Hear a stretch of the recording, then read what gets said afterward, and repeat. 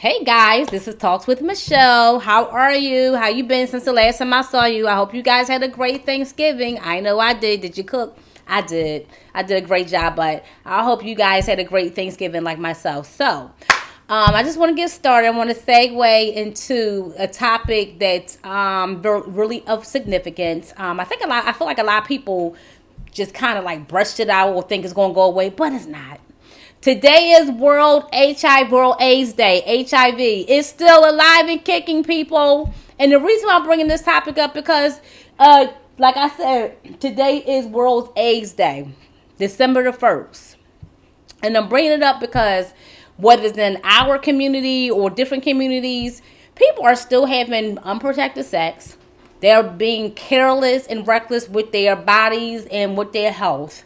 People are having too many daggone kids to count by different people. You don't know what kind of who they've been messing with, because these days you really need to know, because they messing with everybody, men, women, all kinds of people. You need to know what their status is and what your status is. This is of significance. So people, y'all need to have those conversations, and they can't be honest with you about what their status is or about what they do sexually or how many partners they've had, then maybe you don't want to be with them. Or maybe you don't care because you got your own little stuff. But it's like you have to care about you first. So I want you people to know that AIDS and HIV is alive and kicking. It's not going anywhere. They don't have a cure for it, people. There's no cure.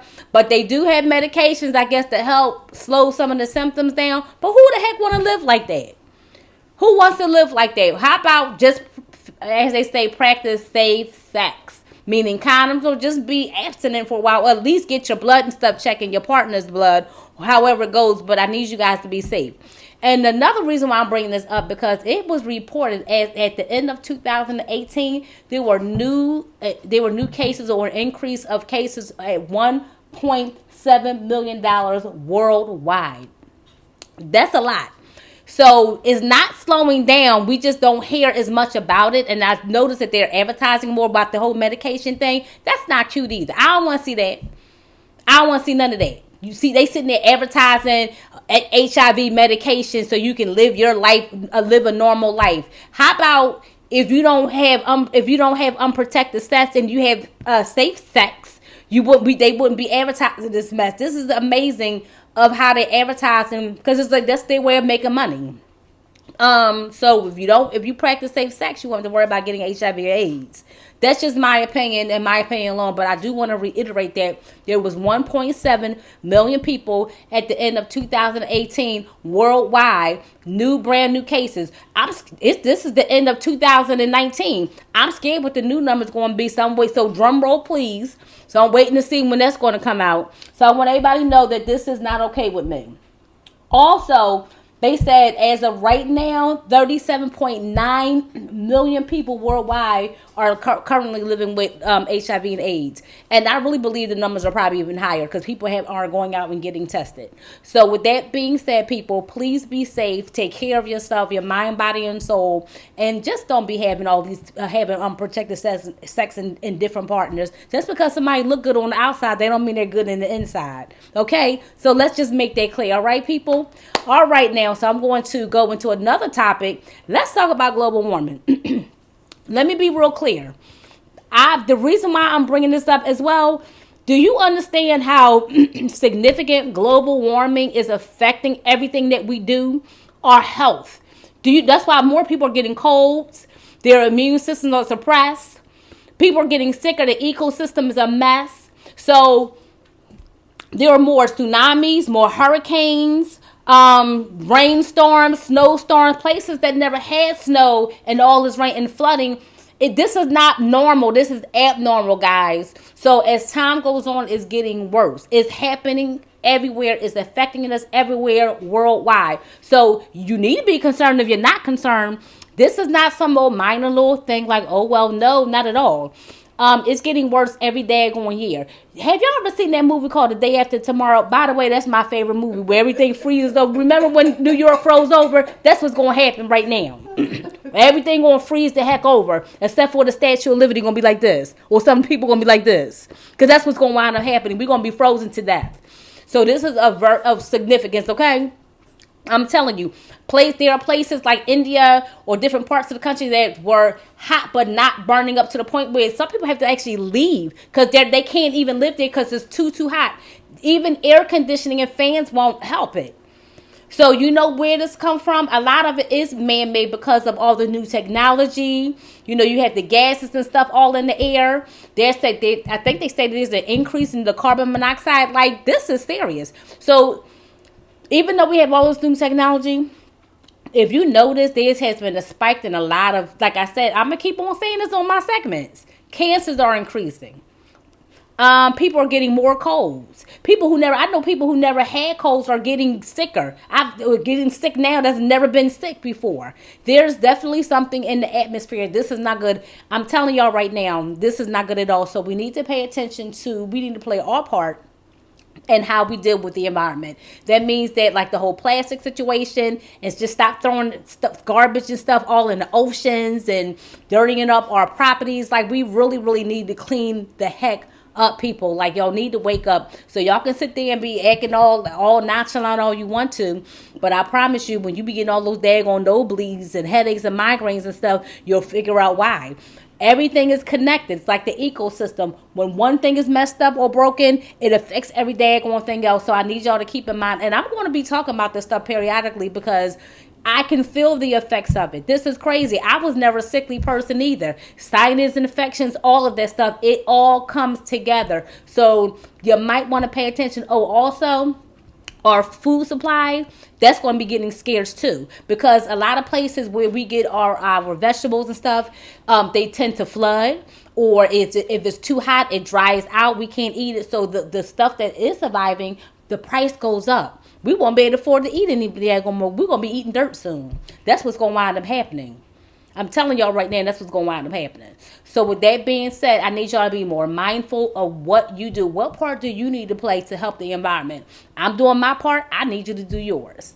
Okay, guys. So the next thing is this whole impeachment inquiry.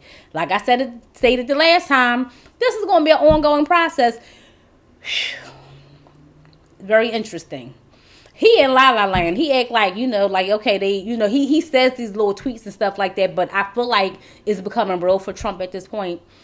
Exactly. So he can call them all kinds of names. He always does. It's like getting your hand stuck in the cookie or getting caught in the cookie jar. It's like, it is what it is. And the question was, should Trump participate in the hearings? Absolutely. This is about you, fool. I know I would want to be part of the process.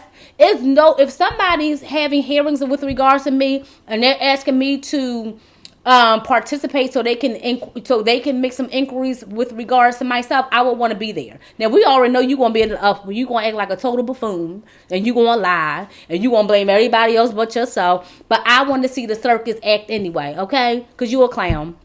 Always have been, always will be, but I think that he should participate, just like with Clinton. When they try to start impeachment proceedings, he participated in his hearings, and Trump should do the daggone same. So I would like to know from you guys, do you think that he should participate? I'm saying yes, so I just would like to know what your thoughts are with regards to that.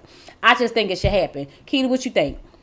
Definitely he should. I mean, even though I know he's a liar, I still want to hear his side of the story, because this is going to be funny. This is going to be a serious circus show, like the Soul Circus, like something like that. So, okay. Enough of that, guys. So, I'm sorry. I'm so silly right now, but I'm really enjoying what's going on. So, I want to talk a little bit about the mental health. I told y'all I want to do a small segment from my last tidbit last week. And the reason why I'm bringing this up, because this is so important. I kind of want to focus, of course, on the black community, but I want to focus on men. We know that a lot of our African-American men, for whatever reason, even though they have a lot of internal conflict going on, a lot of them are depressed. What they do is, even women, but I'm talking about the men right now, they tend to self-medicate. That will be opioids, alcohol, that type of stuff. So instead of going to see a counselor, or and also speaking with their significant others, they feel compelled to say, they want to ignore the signs, or they don't want people to know that, they're frustrated, or they're depressed, and they're just not feeling well. So again, they self medicate, which is the wrong thing to do, as well as the worst thing to do, because it can make things even better. Because the bottom line is that the problem's still going to be there, even after you drink and after you use drugs or opioids. So I urge our black men in our communities, who are fathers and brothers and cousins and stuff like that, and husbands and boyfriends, go seek therapy if you're not feeling well. There's nothing to be ashamed about. As a matter of fact, I will honor and respect you even more if you go seek some help. I'm going to be honest with you. Everybody needs help at any given time. So it's nothing for you to be ashamed about. I would love for you to go seek some help for your issues and problems. And if somebody try to tell you differently, please don't listen to them. Because, misery loves company. But I don't know why everything has to be a secret. I don't know why everything has to be taboo. It's like, go seek therapy. There's nothing wrong with seeking therapy. And yes, I am specifically talking about my black men. Go seek therapy. Everybody go through stuff. I don't care what your status is as far as being successful or non-successful. Everybody have things that they got to go through. It is really important that you speak to somebody. And keep doing it on not just one time. Do it on a consistent basis until you are at a place where you're comfortable, and then you are able to have that conversation. As a matter of fact, reach out. There are people, you can go to groups, because there are other people, I promise you, like yourself, who are also having some issues and problems. We all do. Everybody's human. There's no such thing as perfection. There's no such thing as perfection. If you were perfect, then I will be very skeptical of you. Because then you're not really human. We all have issues and demons that we all need to face and deal with. I'm asking if you can just go ahead and seek therapy, because to me, that will make you a better person. It will make you a stronger person. And you can also help other people as well. We all can help somebody, but we have to help ourselves first before we can help others. We can't be in denial. So when they can see something, they can look at your body language. So if I come to you and say, hey, are you all right? When I can kind of sense that something's not right, but you want to tell me that everything's okay. My fear is, then in my mind, even though I don't know what's really going on, but I know something's going on, I know that you're not being honest with me. But you going to tell me everything's okay. Or if I say it's blue, you going to tell me that it's orange. So my point is that I need you to go seek the appropriate therapy or counseling that you need, so you can live a halfway decent life or a good life for yourself. Because you can't be walking in the dark, or walking with your head buried in the sand. You cannot live like that. That's not healthy. Because when you internalize stuff, at some point it's going to explode and implode, as they say. And it can happen at any given time. The question is when. Because we tend to take out our anger and frustration out on other people, when we really know that a lot of the issues are with us. Because we didn't deal with it, or we don't want to deal with it for whatever reason. So I'm just asking if you can go out and do that. That would be awesome. If you need some help, please reach out to me. Comment, and I can try to pinpoint you or direct you to the right places or resources, because again, I'm in that field. So feel free to reach out to me if you're interested in seeking some help for yourself. But please don't be like, oh, I don't need any help. Well, she don't know me. It's not even about knowing you. It's like, if you're not well internally, then go seek some help. It's a lot of help, and there are people who are willing to help you, but you have to want the help. But I don't want you to wait till it's too late. So that's why I'm bringing this up, because this is really, really important. Also, I just want to go into something else again, like I did it last time. I'm really tired of the shootings. I say this every time, but it's happening every time. I needed to stop. There was a shooting in New Orleans. And the bayou was like a football game. From my understanding, 11 people were injured, but that I'm aware of, there was no fatalities. But even with that, why are you going to a football game, or even whether it was afterwards, like why was there even a gun or any type of tool that can hurt people involved? I don't understand. Again, it's like every day, every week is always something. this is scary. Is this is going to be the rest of my life or rest of your life? Is this what you want? So my question is, what can we do to help decrease, mitigate, or matter of fact, get rid of this stuff? I'm tired of the violence. It's everywhere. Then we have the attacks over in France, where a guy with the machete, he's going around attacking people. From my understanding, some of the bystanders, the citizens are tired. They jumped in, I think they had apprehended this man. But it's like, this is crazy. It's everywhere. It's in Philadelphia. It's in other states. It's in other countries. It's like, what is it? I just don't know. Is it in the air or the water? It's like everybody feels so compelled to hurt other people because you're hurt, or you're, excuse me guys, you're just unhappy, or your mind is unhealthy. Also, I do have to touch on this. A young lady yesterday was getting off the bus. She got shot. They found the guy. This is in North Philadelphia. She was getting off the bus. 16-year-old young lady lost her life for no daggone reason. This guy was randomly shooting people. I think he was a 40 or 41-year-old male. They apprehended yesterday. This young lady, she just lost her life for no. She was getting off the bus, minding her business. Random people being shot at. He's hiding like a little punk or a coward behind the cars. Who does that? Maybe he's mentally ill. Either way, even with that, he knew what he was doing because he had the wherewithal to hide, point at people, just randomly shooting at people. To me, that was premeditated. So I'm not sure if that was just all mental health for him just being a straight asshole. But I hope he get the electric chair. This young lady was getting off the bus, minding her business that he didn't know. And remember, I just said he was just randomly shooting at people. She got killed. She will never be a mother. She will never be somebody. She won't be a grandmother. Any of that. Her life is gone.